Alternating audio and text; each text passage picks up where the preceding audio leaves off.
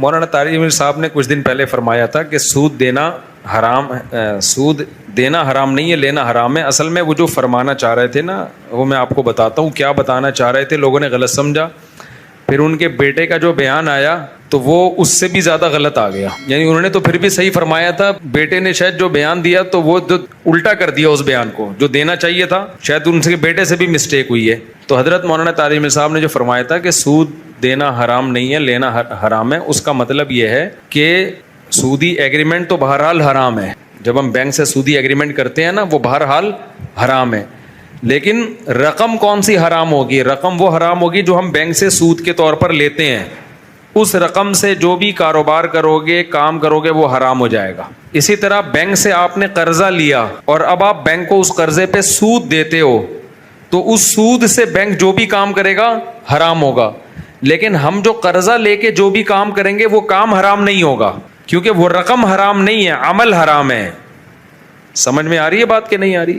وہ رقم حرام نہیں ہے، کیونکہ لوگوں کی بچتیں بینک میں رکھی ہوئی ہیں، بینک وہ اٹھا کے آپ کو پکڑا دیتا ہے. تو رقم تھوڑی نہ چوری کی رقم ہے نہ سود کی رقم ہے. سود تو وہ ہوگا جو آپ بینک کو دیں گے.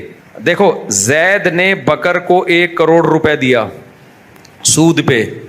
بکر نے اس 1 کروڑ سے بزنس کیا، تو وہ بزنس سے حاصل ہونے والی ارننگ حرام نہیں ہے. البتہ بکر کو گناہ ہوگا کہ تو نے سودی قرضہ کیوں لیا، کیونکہ سودی قرضہ لینا بھی حرام، سود دینا بھی حرام، اس لین دین پہ گواہ بننا بھی حرام، اور اس لین دین کو لکھنا بھی حرام. سمجھ میں آ رہی بات؟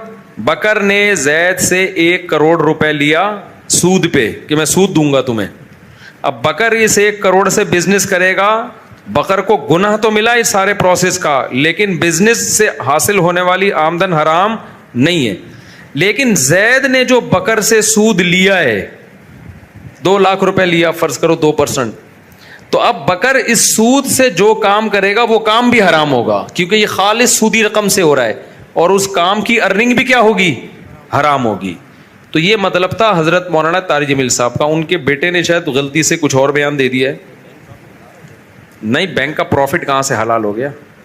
نہیں، حرام ہے بھائی، سودی پروفٹ ہے. اسلامک بینک جائز ہے، وہ سود نہیں ہے. تو ان کے بیٹے نے میرا خیال ہے بائی مسٹیک الٹا بیان دے دیا. دیکھو، وہ سود کا نہیں تھا، وہ قرضہ تو سود پہ لیا ہے. بینک نے رقم سود کی نہیں دی ہے، بینک نے تو مختلف لوگوں کے پیسے جو پڑے ہوئے تھے وہ اٹھا کے آپ کو پکڑا دیے. تو وہ قرضہ جو آپ کو بینک نے دیا نا، وہ حلال پیسوں سے دیا ہے، تو وہ رقم آپ کے لیے حلال ہے. اس پہ جو بینک سود لے گا وہ رقم حرام ہوگی. ہاں، جب وہ کسی کو قرضے پہ دے، اس میں ہو یہ رہا ہے کہ بینک سود بھی لے رہا ہے لوگوں سے، تو لوگوں کی جو بچتیں ہیں اس میں سود لے لے کے شامل کر رہا ہے. تو یوں کہہ سکتے ہیں کہ اس میں حلال حرام مکس ہو رہا ہے. تو شریعت کا حکم یہ ہے کہ جب حلال حرام مکس ہو رہا ہوتا ہے نا، مرج ہو جائے، اب ہمیں نہیں پتا اس میں حلال نوٹ کون سا ہے، حرام کون سا ہے، تو غالب کا اعتبار ہوگا. اگر زیادہ حلال ہے تو پھر وہ رقم جب ہم کسی کو دیں گے تو وہ حلال سمجھی جائے گی.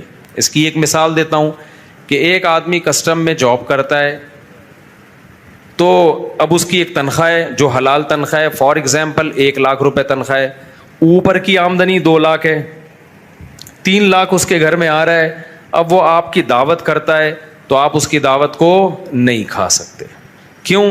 2 لاکھ میں 1 لاکھ مکس ہو رہا ہے، تو ہم یہی سمجھیں گے حرام پیسوں سے ہی ہمیں کھلا رہا ہے. لیکن اگر وہ کہتا ہے بھائی میں اپنی تنخواہ کھانے پینے کے لیے الگ رکھتا ہوں اور اس میں سے تمہیں کھلا رہا ہوں، تو پھر کیا ہے؟ جائز ہے، اس کی زبان کا اعتبار کیا جائے گا.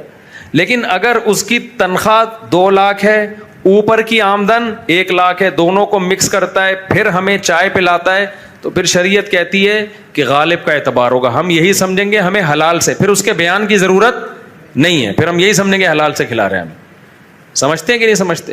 تو بینک سے سودی قرضہ لینا بہر صورت حرام ہے، لیکن وہ قرضہ لے کے جو کمپنیاں کھلتی ہیں، جو بزنس ہوتا ہے، اس کی ارننگ حرام نہیں ہوتی.